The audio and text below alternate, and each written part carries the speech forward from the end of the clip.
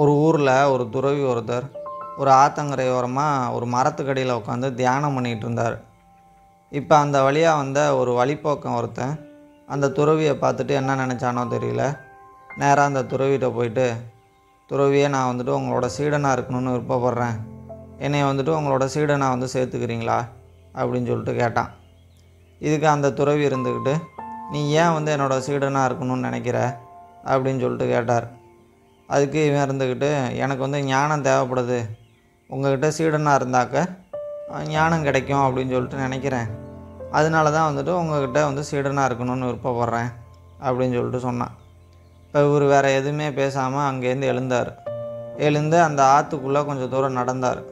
இந்த துறவி போகிறத பார்த்துட்டு இவனும் அப்படியே பின்னாடியே போனான்.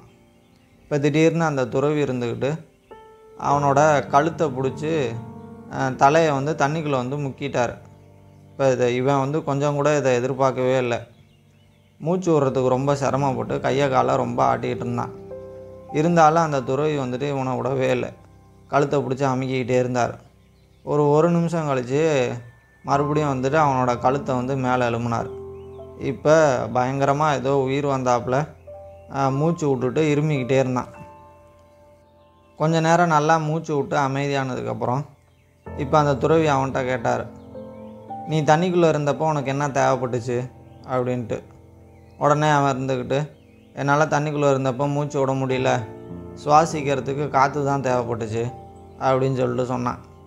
இப்போ அந்த துறவி இருந்துக்கிட்டு, நீ இப்போ வீட்டுக்கு போ, உனக்கு ஞானம் தேவையா, உனக்கு என்ன விருப்பம் அப்படிங்கிறத நல்லா பொறுமையாக யோசிச்சுட்டு உனக்கு ஞானம் தான் தேவைப்படுது அப்படின்னா திரும்பவும் வா, உன்னை நான் சீடனாக சேர்த்துக்கிறேன் அப்படின்னு சொல்லி அவனை வீட்டுக்கு அனுப்பிச்சி விட்டார். இதே மாதிரி தான் நம்ம எந்த காரியம் செஞ்சாலும் சரி, எந்த வேலை செஞ்சாலும் சரி, அதில் வெற்றி அடையணும் அப்படின்னு சொல்லிட்டு தான் நம்ம நினைப்போம். ஆனால் நம்ம விருப்பப்பட்ட காரியத்தை தான் செய்கிறோமா, விருப்பப்பட்ட வேலையை தான் செய்கிறோமா, இல்லை செய்கிற வேலையாவது விருப்பப்பட்டு செய்கிறோமா அப்படின்னா 100க்கு 90% பேர் அந்த மாதிரி பண்ணுறதில்ல. 10% பேர் மட்டும்தான் செய்கிற வேலையை ரொம்ப விருப்பப்பட்டு செய்கிறாங்க.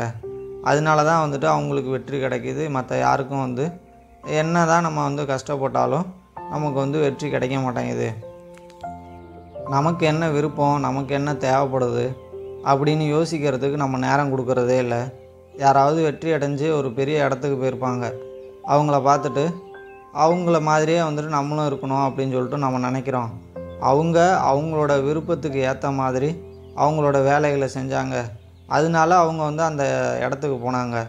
அதே மாதிரி நம்மளும் நமக்கு என்ன விருப்பம், நமக்கு என்ன தேவை அப்படின்றத நம்ம கண்டுபிடிச்சி நம்ம அந்த காரியத்தை செஞ்சால் மட்டும்தான் நம்மளும் அந்த மாதிரி ஒரு பெரிய இடத்துக்கு நம்ம போக முடியும்.